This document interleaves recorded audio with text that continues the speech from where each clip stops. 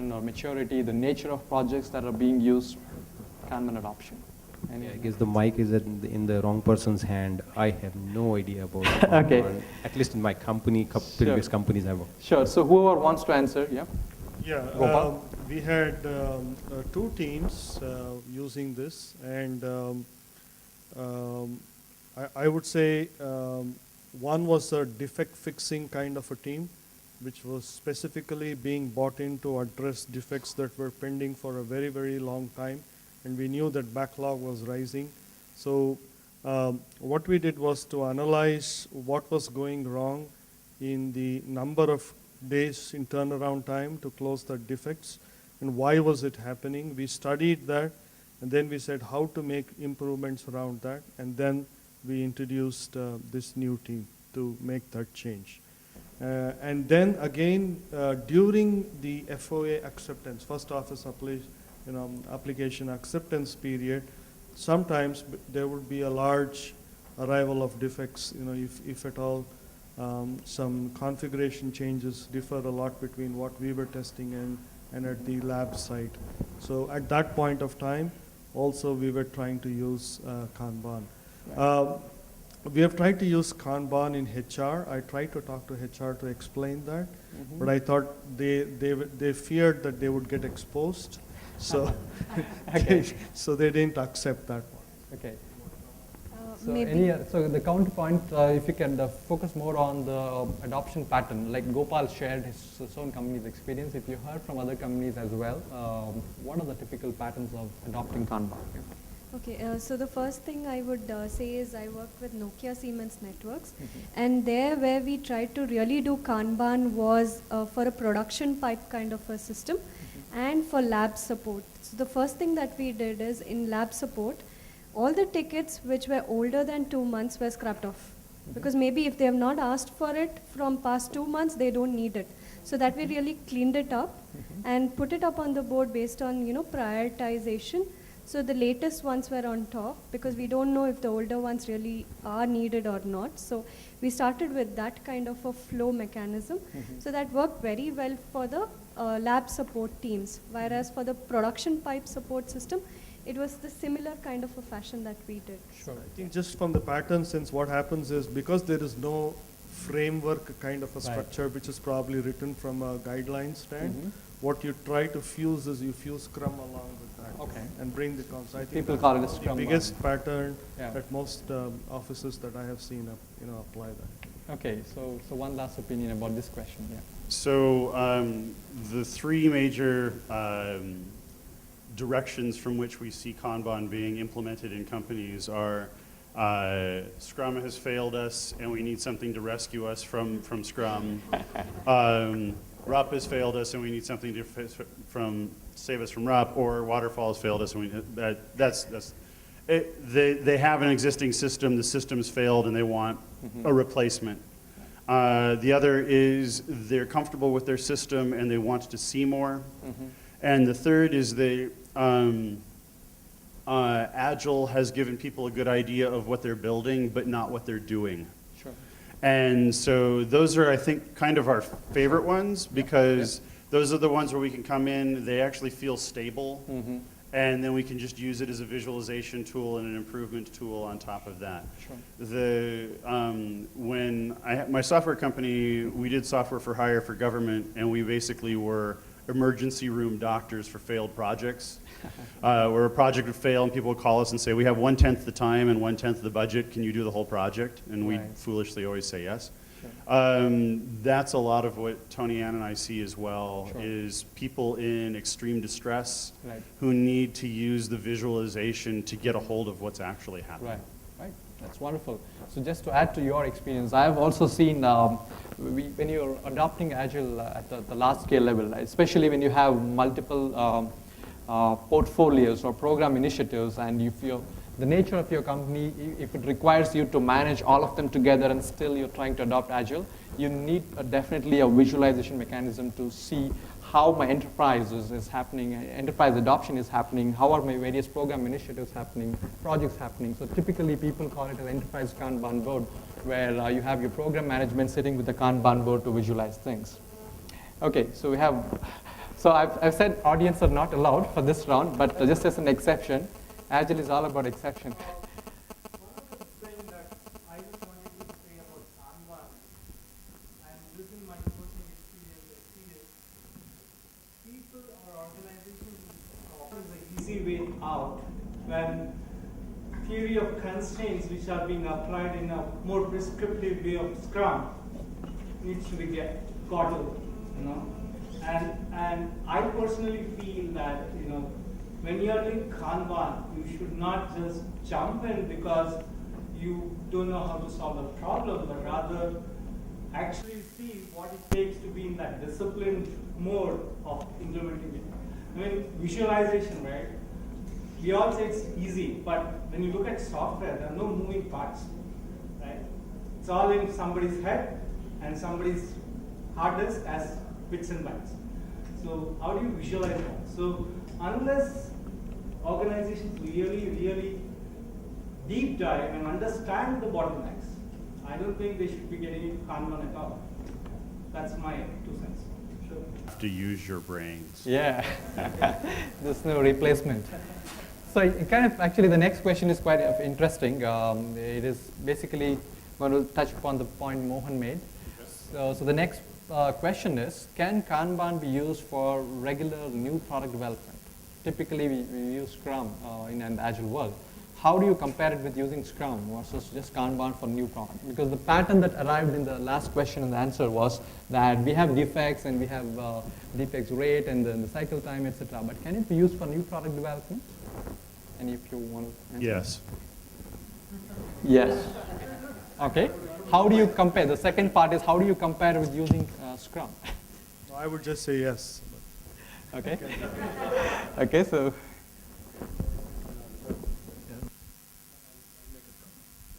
Actually, when I started, few weeks ago or month ago, I thought no, but after hearing from Mohan and these sessions, I'll say yes. If you are not under stress and if you are disciplined, then you should be able to use Kanban.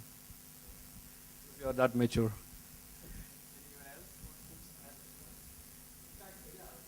Point and Mohan point, just to bring in, some people say Kanban is very simple, just 3 rules and simplest of all the Agile flavors and Lean flavors. But then, yeah, if you should be disciplined enough to track your data well and also look at the bottlenecks and things like that. So only then we should attempt to use even Kanban. Qualify the question. You're saying that in a new product development, you should use Kanban and not Scrum? Can we use, was the question. Not use Scrum. Yeah, instead of Scrum. So I'll add to that because almost all of the teams that I work with Kanban are product development teams. Yep. You can take this either way. You can treat Kanban like Scrum is training wheels and Kanban is a full-fledged bicycle. But what we find is that teams pay attention to new stuff.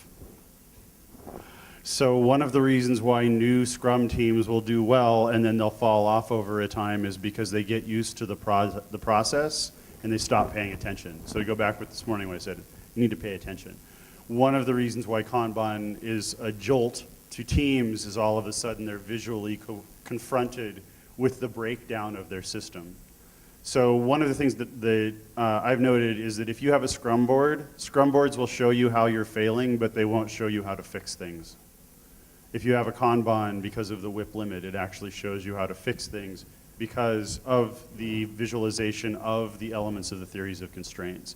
It shows you where the constraints are in the system, both good and for ill, and then allows you to either exploit or to eliminate those constraints. Sure. Can we not add WIP limit in the Scrum board itself? So now I had a regular pattern, but Agile is all about breaking patterns. Now we have had enough questions from the panelists. I mean, at least from this side. You want to just include the questions which some people have already written in a card. So Vibhu, have you? Okay. So Shantaram is not collected, right? Okay. Do you want to read it? Yeah, please. No, you can say your name and read it. Yeah. This is Milind, and I just wanted to know whether are there any models in the existing, are there any existing models which helps you to transform any large-scale industry into the agile way?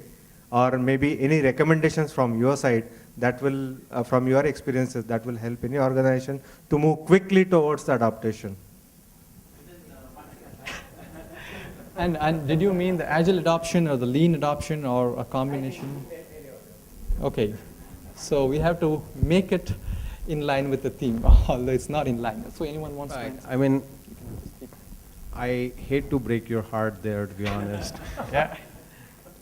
There are no quick wins in this. Rather than giving you a long-winded answer, let me ask you a counter question. Supposing your spouse has some bad habit, okay, and that's really bothering you. What are different ways by which, what is the quickest way by which you can get her off of that bad habit? It's, but I think you have just answered, your own question. Right. So if we have an answer to that, then coaches wouldn't have a profession. We lose a job. And second, it's like bringing up a baby. We can't like say a book saying this is the book for you to bring up a baby in the first year and second year. It's not that straightforward, and one solution doesn't fit all. Quickly add one more thing there. This morning I think Govin had a good, quick summary, and things like agile and lean and things like that. There are so many buzzwords. You cannot please a room full of people because you cannot possibly remember all buzzwords. But he kind of summarized it as agile being maximizing your customer value, lean being minimizing your waste. Right? It's a fair enough attempt, I would say. What is missing in that definition is, amongst a million other things and buzzwords, is that you have to get this done using humans as your primary resource. Humans come with their own desires, their own pitfalls, their own likes and dislikes, and so on and so forth, and their own habits, right? And if your approach, not you personally, but if anyone's approach is to, I'm going to go agile, I'm going to go lean or Kanban or whatever as a process or as a method, you're in for a royal failure there. It's actually very less about what you do and how you do it. It's more about why you do it. And I would just say that and stop. Sure. I just add, in the presentation also, when I started the presentation, I gave a disclaimer as well, because we all know that one solution doesn't fit everything. So I just, from my own coaching experience, these are some of the things what I think will help you guys. Take it, to implement it as you think it will work. So exactly, we can never predict what will happen tomorrow. So, right. So we don't train people in lean or agile. We train people to solve problems. Yeah. And that's where I think that, and the quick wins that we get are real, but they always come from directions we're not expecting. Yep. And so our goal when we're coaching or training or teaching or whatever it is that we do is to find something that's really bothering the team or the organization and then help them figure out a solution to it themselves. And then say, there, now you know how to solve a problem. And then after that, they can start thinking about these things. Because right now, when we take on process, we want process to solve all of our problems for us. And that's not the way learning or life works. Sure. And another last thing I would probably ask you is that, how long do you think it will sustain the faster you do it? Will it sustain? The faster you do it, will it sustain longer or shorter? So that's a question. Right. Looking at, there are certain experiences now. Out of that experiences, is there any common practices or models which is coming out that will help certain organizations to go faster? Right. Because now there is enough experiences, maybe 10 years, 15 years, in large scale organization transforming towards agile, right? So out of those experiences, is there any common thing that can be taken, maybe based on 80-20 rules or whatever it is, that, okay, if you take this probably 20% recommendations or maybe something, it will be easy for you to go at 80% faster. Okay, I'll address that question. What I will tell you is that yes, there are recommendations, and yes, they need customization to your own problem, to your own scenario. the biggest recommendation I can give you there is to, for you and your team or your organization to first of all not assume that the day you decide you're going to go agile, you're going to be suddenly agile experts or suddenly lean experts. Lose that assumption. Ask for help. There are industry experts, Solutions IQ, I guess, who have spent their, significant amount of their time trying to derive recommendations, derive things that work in different scenarios, and then, have learned to apply it. But apply it in a way that sticks, apply it in a way that, is, naturally adopted by individuals. So, ask for an external help. I think that's the best way to start. Okay, so guys, we had time for one more question, but it looks like this question is very interesting. So I would like to continue for a couple of minutes, and then we can wind up. Yes, please. Yeah. And your turn is next. So this is kind of a little philosophical. The question is, do we have a prescriptive way, following algorithm 1 to 10, to reach a solution? That's not the question. Or having at least the prescriptive 10, which helps you reach an end state? That's not the question. I totally understand what I asked it, that there is no prescription for transformation. What I'm saying is, there are enough experiences now, so out of that are certain experiences, are certain practices that we can derive upon, which can help in certain way, not 100% way. But maybe it sets the right tone, it sets the right direction for the organization to start up with. That's all I want to say. So can I comment on this, right? So I think consolidating the answers given by many people, although there are frameworks like SAFe and other frameworks, models that you're talking about, but what we have experienced in our real transformation experience is that if as an organization and as a leadership team, if you care about your culture, if you care about your structures, which are convenient to adopt Agile, and then if you care about enabling individuals, and all these are leadership roles. And if leadership thinks about this, every framework can be effective. Otherwise, what we have really seen is you get stuck with the framework because framework says like this, let me do it this way, and then once you hit a bottleneck, you won't be able to make any progress. So all the frameworks are trying to say that do care about your structure, do care about your culture, and then have the empowering individuals, right? Have that as a policy, and then the rest of the things will be figured out on the way. So probably, do you guys agree on that particular note? Okay, so we had another question possibility, but then since we ran out of time, we can probably end this, and our panelists would also be available after this. And we have some memento to be given for our panelists. So may I call upon Jayashree and to hand over some of the, so you want to hand over, yeah? Yeah, please do this. So we have Jayashree here who's facilitating this. Thank you. Solutions IQ. So we're not giving this for Solutions IQ folks because they are the one who chose this, so they know the surprise already. So, okay. Oh, this is for me. Okay. Thank you. Thank you. Thanks a lot for all the good participation.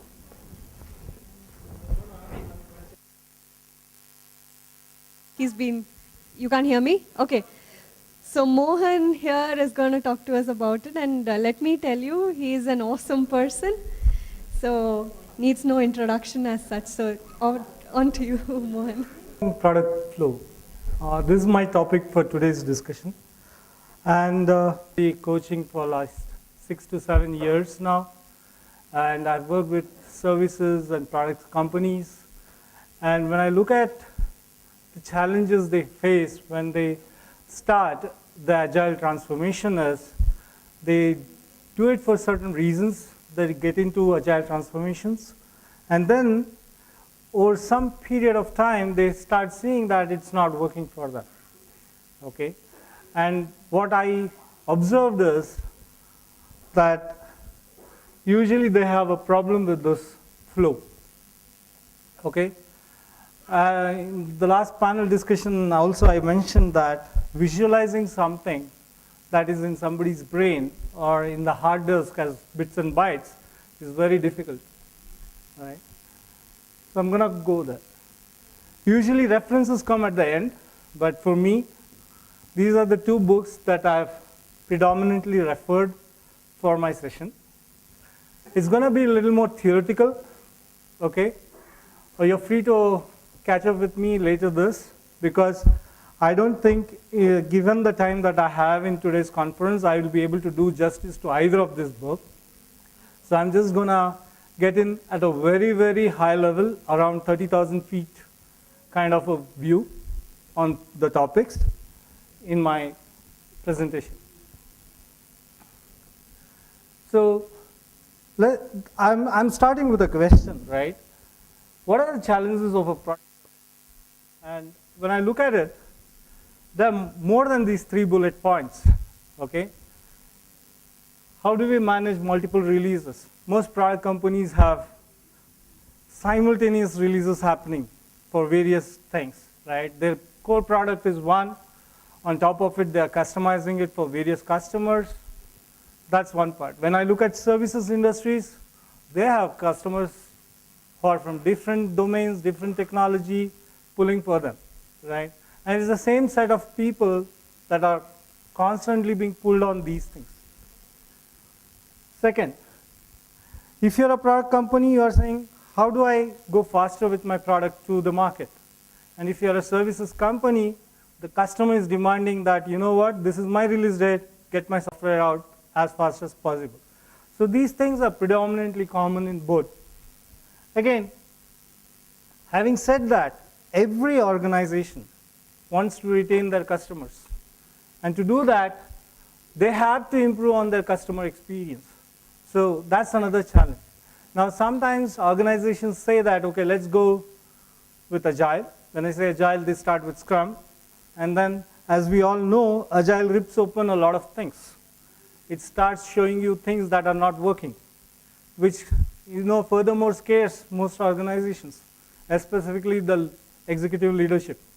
They start saying, oh, when we were doing waterfall, I didn't hear so many issues. Now, overnight, everybody is talking about, my technical platforms are not moving fast, my people are not able to do things fast. What's gone wrong?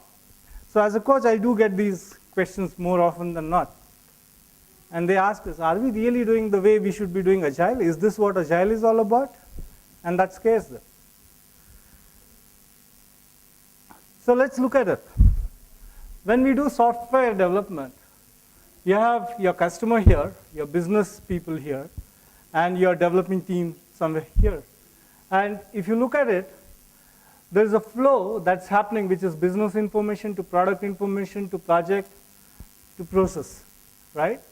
And this information is flowing all over the place. So by just taking Agile in one aspect of Scrum, it doesn't address all of this. So if you really see, Agile, as I look up, is a pyramid, right? You start with your development practices and go up to Lean. It's only when organizations deep delve into the whole thing can you then think about this flow. Else, you're going to just optimize some areas and leave out the rest. So that's what happens for most software development. And that's why organizations after some time come back and say, you know what, Agile is not working for us. So since I am passionate about Lean, I just took one of the 4 principles of Lean here and I've put it up here. So when I look at it, when you use Lean, there are 4 things that you would need to worry about. The first thing is maintaining a process focus throughout. That's the base of your pyramid. You have to have decent set of processes. When I say processes, it is for your development, it's for your business. Those processes are needed, right? You can't ignore one, or else you're going to have information mismatch happening all over the place. The second thing is distinguishing between good and bad iterations. So here, when I'm talking of iterations, I'm talking about more on Kaizen, which is looking at behaviors and process and improving it continuously. So this is continuous improvement. So you have processes, you have to keep looking at it continuously. If you don't improve and you just improve one aspect of it, it's not going to help either. The third thing, how do you have development activities being concurrently done, right? When I'm looking at development activities, I'm not specifically talking about coding or just testing. I'm saying you have these flows of information, business, product, project, process, and somewhere people are all talking about it. How do you make them happen concurrently? Why? It is very imperative that what comes out of this reaches finally here, right? If things get diluted, if things get missed, you are going to have bottlenecks coming up. So that's the reason what I'm trying to say in this. And finally, you have to distinguish between knowledge reuse and knowledge creation, right? Every product company, be it service or product, they have a base knowledge which is already created, and you need to keep reusing it over and over. There are things that work for you, which is predominantly driven by your culture. Just don't drop it because you don't, and somebody said this is not what it is. You should still be able to use that knowledge. And then when you apply something new, it's going to create more knowledge, which is a new way of looking at the same things. So you need to understand and distinguish how could I reuse the knowledge that exists and how do I create new knowledge base. So again, I'm taking lean guiding principles, and this is how I look it works. So you first look at value, then flow, then value stream, pull, and perfection. This is how lean goes through, right? So when I look at product, right, and how do I apply lean to products? Every product needs to have some value. Now, what is the value? I'll come to that in a minute. Every product development has a flow, okay? You need to be able to visualize it. You need to be able to measure it as well. Then, when you're creating this value, you have to know what are your gates in your system, which is what is a value stream map, right?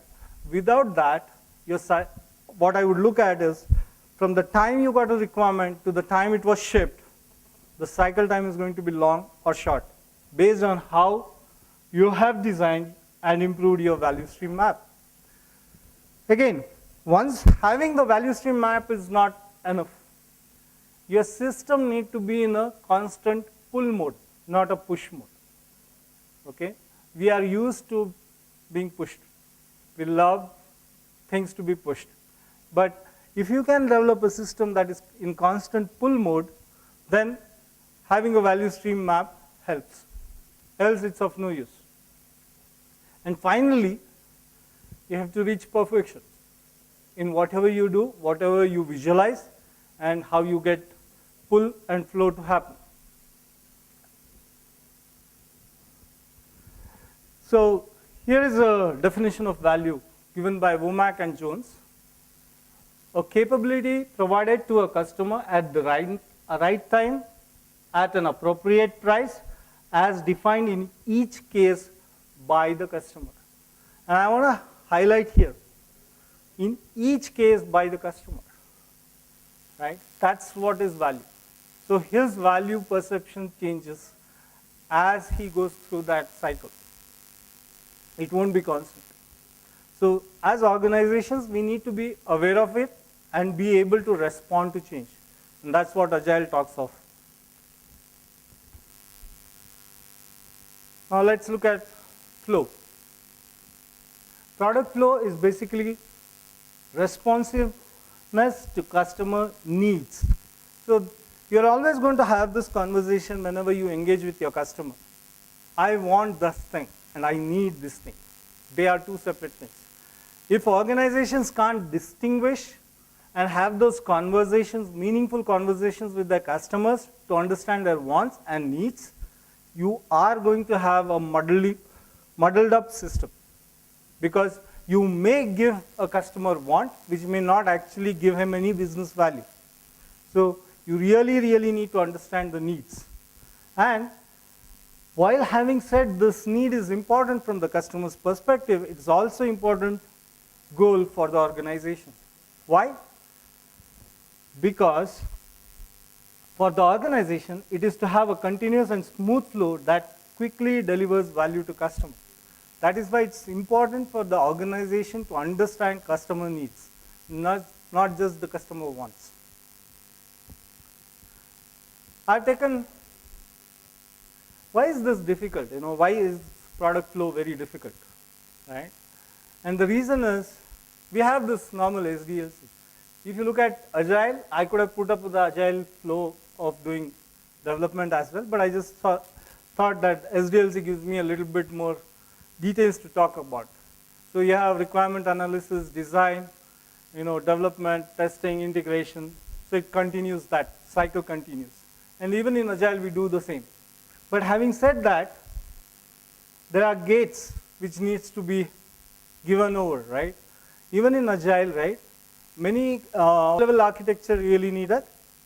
Do we need to have high-level design? What do you think? Do we need, do we don't need? We need, right? Is the product owner able to define how the system gets built? Yeah, he only says what is required. And how does he drive it? By priority, right? He just prioritizes a bunch of stuff and calls them user stories and gives it to the team. But can the team visualize all of that? They can't, right? So, many a times, teams engage in permissions to start the next stage. So the product owner comes and says, I have this list of requirements. The development team has already started working on it without him even knowing about it, right? They may do spikes, they may do things to understand, get a little bit more detail. So usually in software, what I have observed is every gate is one step ahead of the previous gate. And they do it like don't ask, don't tell policy. I know what my product owner is talking about. I'll start developing a framework, I'll start developing my systems like this, and they just go in. And they don't ask them, they don't tell them. So this is a policy, and this leads to what I call as blindness. It's a systemic blindness that gets put into the system because of these three things. And this is our reality. Let's be honest about it. So one of the biggest blindness is design in process inventory. Now, I'm using a term from manufacturing called inventory. So does software has any inventory? What do you guys think? So what is software inventory then? Non-valuable software. What else? Product backlog. What else?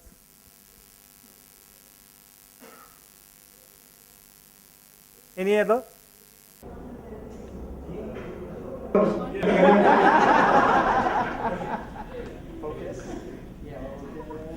Do you think this team is going to work together? Or people who didn't volunteer to be that sad face work together? Who will work together well? Why? Okay. What else? There's something similar to each other. Okay, all of you smiley faces never volunteered. Why did these volunteer to come up? They don't know what they're getting into. I don't know what they're getting into. We can share this idea. In your IT industry, Our life can't get any. okay, let me ask you a question. Vinu said you don't know what you're getting into. Company and software industry, when you're building a product, know what you're getting into. All we know, we're getting into something. We know we're getting into things, something. How come you're not happy then? Why are you happy here? You have no idea what I'm going to do with you guys, do you? No idea. Why are you happy here? Why are you not happy at work?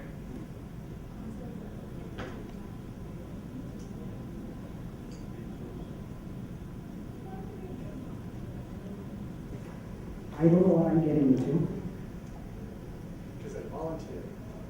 There is also concept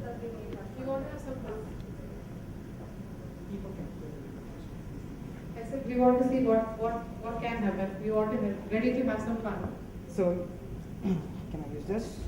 So you don't leave out this attitude at work. The mic's on. Mic's on. It's coming.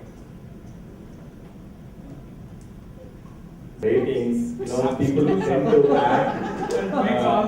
Here we don't care, okay, because we are not being assessed. We volunteer ourselves that we can have fun. But in work environment, there are several constraints actually drives an individual to act, not to be himself in that premises. That is one thing. And who said you're not going to be assessed now? I don't care. Well, you don't care about the So assessment. what I'm saying is, I am doing a work of my interest because it interests me to do. The output, what you get out of me, whether I fail or success, I take it in a very spirited, in the spirit. But when it comes to the environment software, I see people who really work hard, don't get appraised well, and who doesn't do anything and grow in that environment because of various behavioral practices, which doesn't really excite me in doing that. That's it. That puts me off, and I cannot, enjoy my work. I come every day, see those faces, it puts me off. That's it. Anyone else wants to add to his? Tell me more about faces. Whose faces? It's basically like when I join as a software engineer, okay, I do my job. So in the beginning of the ladder, people used to appreciate my work because the pyramid is large. There is a room for me to grow. The more and more the pyramid I go, I am the same who is going to perform because I am interested in my career growth, and that's what drives me. But when I go more and more, the skill set what it requires for me to grow doesn't excite me. Dressed, well groomed. How many of you showed up at work like that? Most of you. After 3 years, what happened to you guys? Okay, no clothes of your choice. No smiles, no brightness, sad faces. Your life at home is affected. You come in late, you go back late. You don't have fun at work, you don't have fun at home. What else happens to you? There's a bunch of people around you who are very serious. Okay. Yeah. Who's that? The people who want the project to go well, they're very serious. Okay. They're kind of stressed out too, and they're nervous. So all of these. There are a couple of people around me who are jealous of my happiness. Not me, man, not me. Okay. So. They find it very odd that somebody can remain so happy in work. So let me ask you all this question. Do you want to change or do you want to be that change maker? Change maker, obviously. Do you want to change or do you want to be that change maker? The difference is I want to change. The change maker is I not only want to change but I want others to change around me as well. How many of you think that you can convince to come join your table? How many people do you think you can bring to this table? But they're still sad faces. They still haven't converted. They have to show us that they've converted. We'll be excited to join them. Can you do that? Can you show people that you're happy? Lance has got more free books. Agenda. Some more free books. Okay. You have to listen to my constraints fully. You have not listened to it. This is the problem with IT industry. The minute I say what my vision is, you build 20 different headlights. Let me finish. I don't have to go there. Okay. Your job, you only have to do two things. You have to walk up to the table of your choice. You can smile, enact, do anything to make them laugh. And when they laugh, they come join your table. No talking.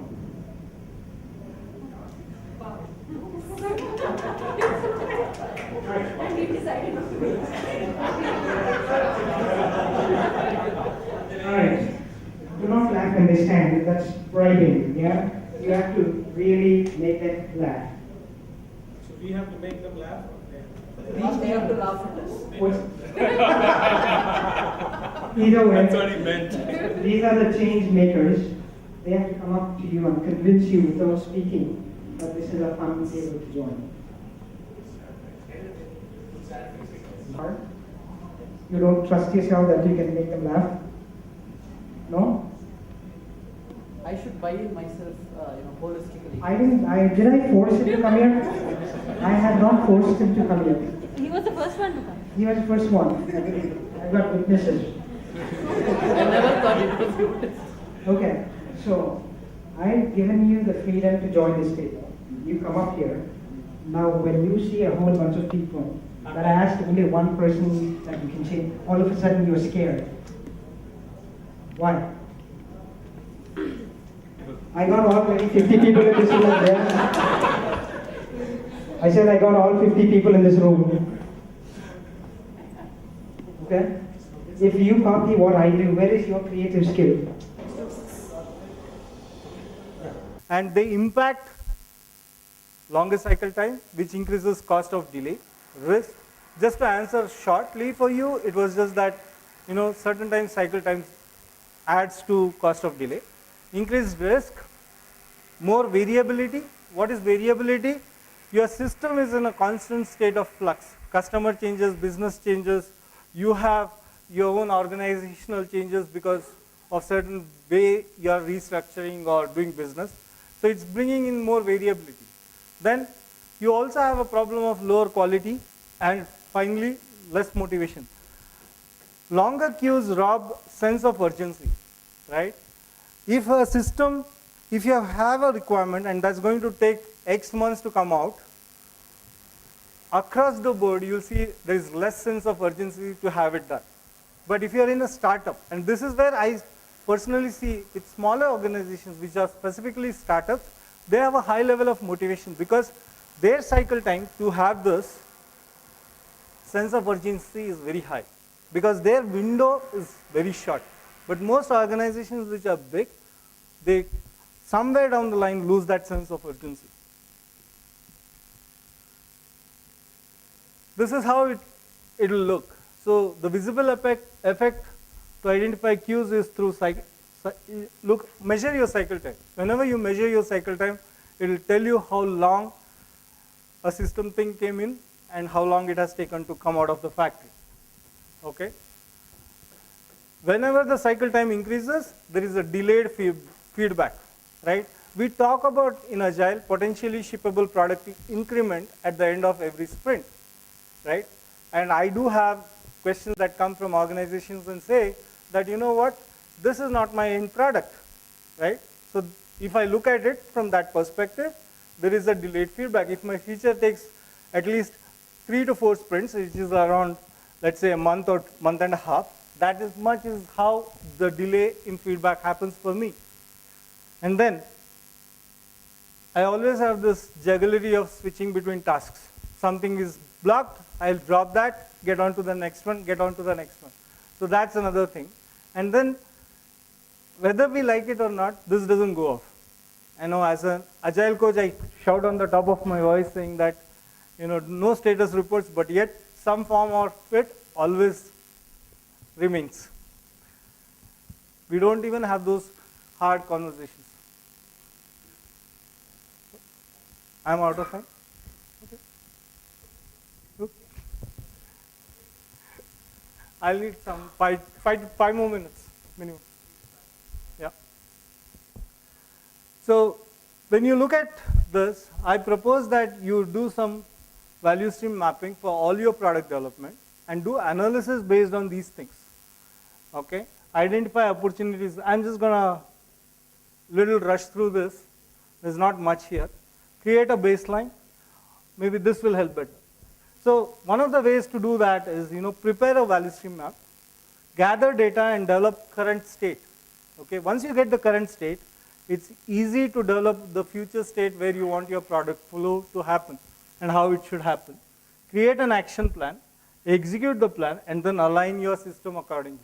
When you do this part of the steps, it helps you to define those queues, helps you to look and measure cycle times in your product. And one of the other things that I was speaking is knowledge value stream. You have your product value stream here, which goes in parallel, but you also need to create a knowledge value stream if you are a product or a services company, because that is what drives your business. Finally, pull. Simple. Kanban and just-in-time, they go hand in hand. Okay? Many people think Kanban is a pull system, but when you look at it, it's not about boards, it's not about things moving from one gate to another gate. But if you really sit and analyze the Kanban board, you should know that things get delayed for just in time so that the flow happens evenly and regularly. So you have to have that model in place for pull to happen. Finally, perfection.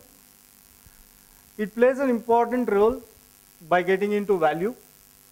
You almost and continuously remove waste. This is where, when organizations get into lean implementation, they take time. Because to achieve a sense of perfection is a long way to go. And you have to keep doing things over and over. It's not that I developed the value stream map on day one and that continues for all the rest of my life. No. You have to keep looking at it. You have to look at Kaizen culture and stuff like that. And whenever you have a faster flow, it exposes hidden waste. It makes you pull harder. There are more disruptions and bottlenecks. And you need to keep observing and measuring this. Till that is achieved, there is no perfection for that. I'm done. I know, you guys pressurized me. Less than 40 slides, so I know it's been cool of us. Thank you. Thank you very much. While people settle down. Be good, but I'm sure the mic will do the trick. Yeah. And the other challenge is for all of us to be awake. Afternoon time, Saturday afternoon, lovely time for us to drowse. But let's see. Okay, I'll try and make it as interesting as I can. And a little bit of history about what this is all about, what this presentation covers.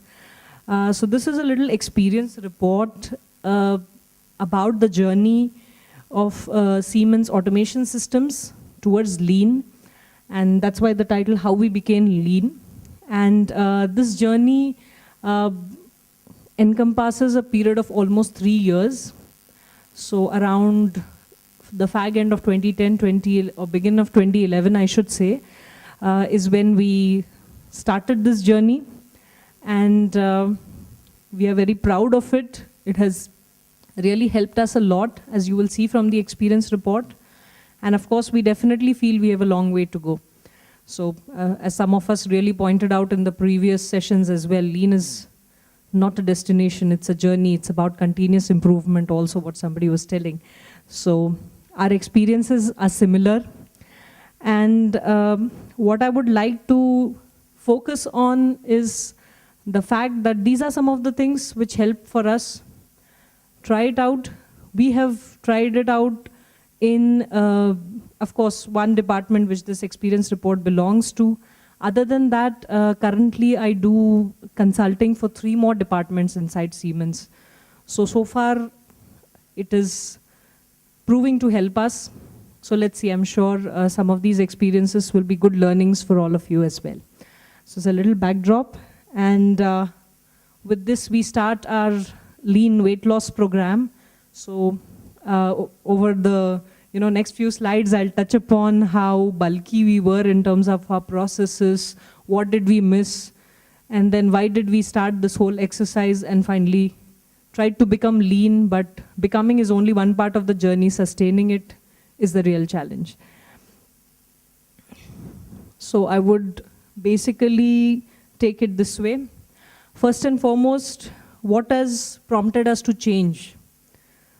A lot of us do lean, somebody does agile scrums, somebody is into iterative waterfall kind of model, or V, or a complete hybrid version of our own comfortable zone. But what really is important to figure out when we decide that things are not in our favor, when we decide we need to go for a change, So what was our trigger of change? And then, of course, how we lay our hands on lean, why lean a little bit, and then what helped in course of the rollout, who were the catalysts, and then coming to the advantages that we gain, because that's finally what we all want to see. That is what our top management in Siemens also wanted to see, because finally it's about value add and minimizing the waste. So more than that as well, management wants to see matrix. So we do definitely capture some matrix. It's not that we have gone so lean that we do not report our projects at all. So that's in brief. Feel free to ask me questions. I will definitely try and answer to the best possible extent. You may even park your questions towards the end, and then of course after my talk I will be available for a while as well. And my contact would be shared, so just feel free to basically discuss. I would be more than happy to share my experiences. So right from the time that automation systems was born, this is a time period of, I'm talking mainly about software here, and this is a time period of more than 20+ years where we were all very happily delivering projects, and the only problem that we had as a top one issue is that we had a really long time to market. So a single major version of the software, of course together with firmware changes sometimes together with a new hardware, this would reach the market only after a period of 2 long years. So a person starts working on a product, for example, and this product touches the light of the day only after 2 long years. By and large, what's important to note is that the delivery times, when I'm talking about automation systems, in particular I'm talking about industrial automation, where we make softwares, firmware, and also hardware for control rooms, for factory automation, and all these things. So typically the delivery times are larger, but then of course, overall it's an era of quick launches, shrinking budgets. We want to have the maximum. So that is what even, what puzzled our management, that what is it that it takes 2 long years to deliver something? And in course of that also, I mean, that it's not only about the time, it's about those too many things that we build up. In the previous talk, somebody was talking about inventory. I guess it was from Mohan's session. So Mohan talked about a little bit of, inventory into the system. So we had a lot of inventory into the system. People used to develop features which never saw the light of the day. So, I mean, as software developers, we are all very clever. We comment out something or disable from the UI, happy, and we very happily deliver, but there is a lot of dead code or dead features into the system. So on one side, there's huge time to market. There are unfinished things which, with a little tweak here and there, are still going out. So it's still there in your finished product. You haven't removed that as a feature.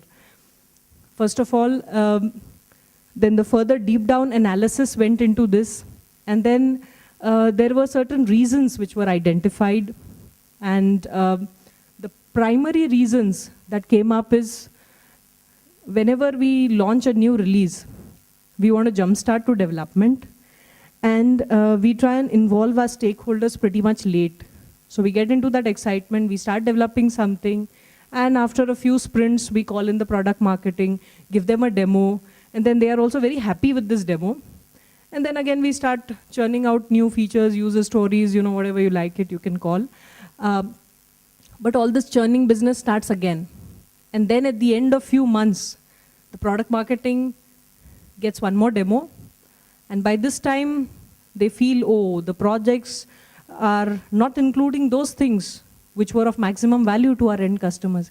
They have developed something, but now the product marketing is not able to sell it anymore, because that is not what the end customer, that is not what BMW requested from Siemens in first place.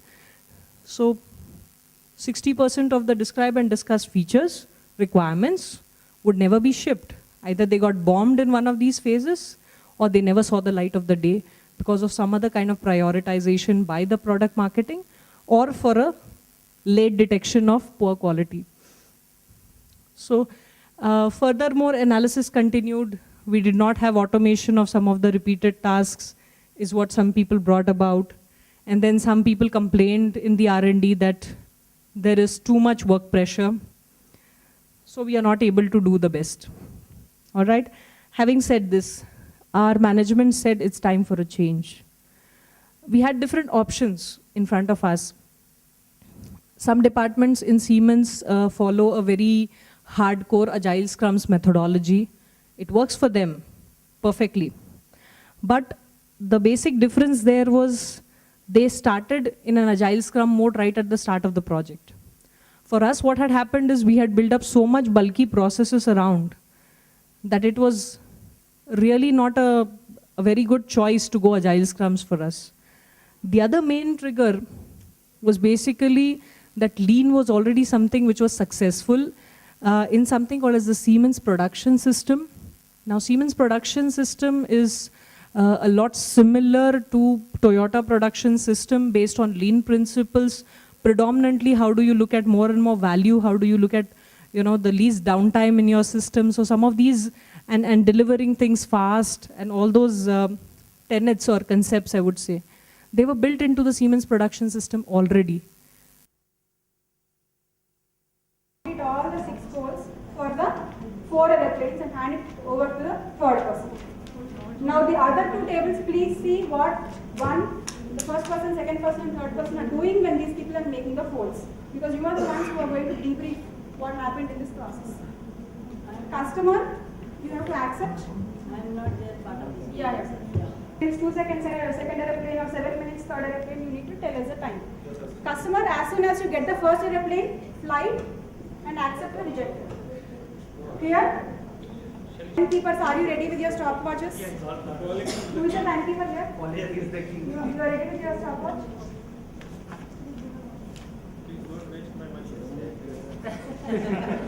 This customer is putting extra pressure.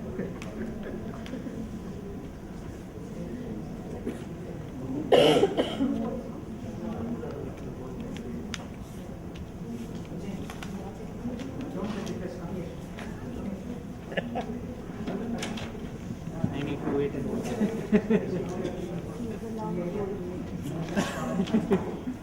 make it equal. You can observe, right?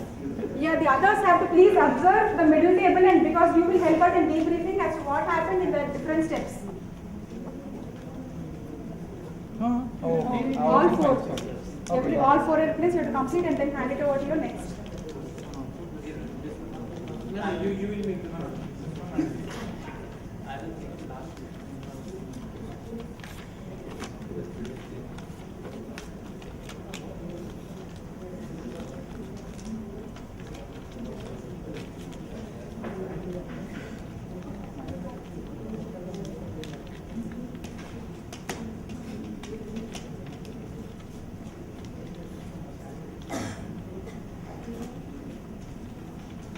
Customer, you have to be ready here. Where is the customer for this table? Customer. As soon as you get the 1st airplane, you please let us know the time so that we can write it on the board. So can you just note down the time, please? No, all the 4 please. So all are accepted by the customer? Yeah. The customer. This customer is not supposed to pay. It's not written in the specification. Customer, maybe you have Just close the shop. Oh yeah. See? You see. Now you agree. Huh? Wait. No. That's us. Okay, so if you look at the alternate board, so shall we write down? So the 3rd stage is like, it's waiting for the 2nd stage to complete all the work. So this is the way that is happening in the traditional waterfall mode, where here the stages are waiting, right? Got it? So the 2nd round, what we are going to do is, that is called as a single piece flow. So this is like we are doing, this is called as a batch flow, wherein we are actually doing in batches. The entire batch you are doing in the 1st stage, then the 2nd stage does the entire batch, and then the 3rd second. Now here the 2nd flow, that is a single piece flow, what we will do is, the 1st person will complete the 1st fold of 1 airplane and give it to the 2nd person. 2nd person will do the next 6 folds to the 2nd airplane and give it to the 3rd person. Timekeeper will again note down how much time it is taken now for the first airplane to get delivered. Is it clear? So it's like queue process. One Yes. I do, give it. Once I do, the first person you can complete your work and give it to the second person. Second person complete your work and give it to the third person. Single piece flow. Clear? The second round. Shall we start? Yes. Start. You always meet customers. Yeah, I'm here.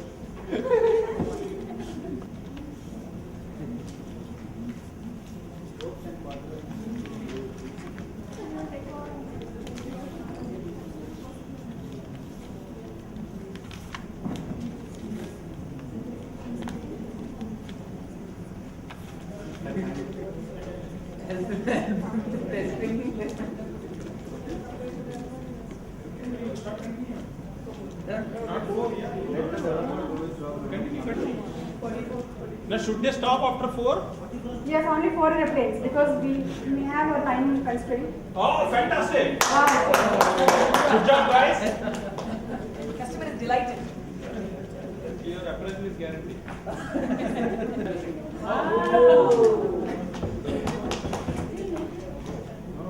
Wow. Oh, wow. It's so great.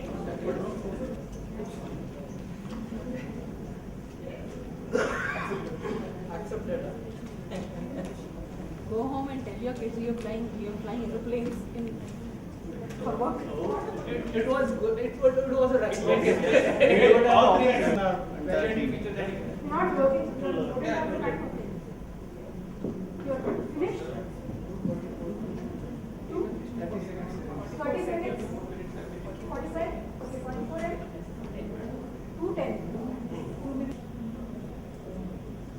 So if you now look at the time here, in the first case, in the batch flow, the first plane was delivered after 2 minutes, approximately 3 minutes. Here in the single flow, in 46 seconds you were able to deliver the first aeroplane, right?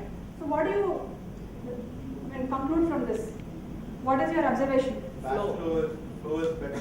Flow is better and some